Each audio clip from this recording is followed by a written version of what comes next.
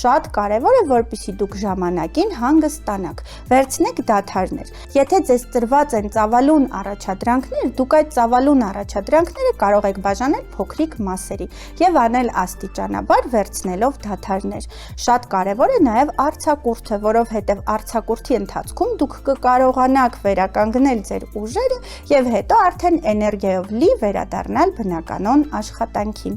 Բացի այդ, պետք է հետևողական լինեք նաեւ քնի ռեժիմին։ Մենք դա բազմիցս նշում ենք հարգելի հեռուստադիտող, որովհետեւ առողջ քունը նախադրյալ է նրա, որ ձեր միտքը առողջ գործի եւ նաեւ հոգեբանական առումով լինեք ավելի հանգիստ։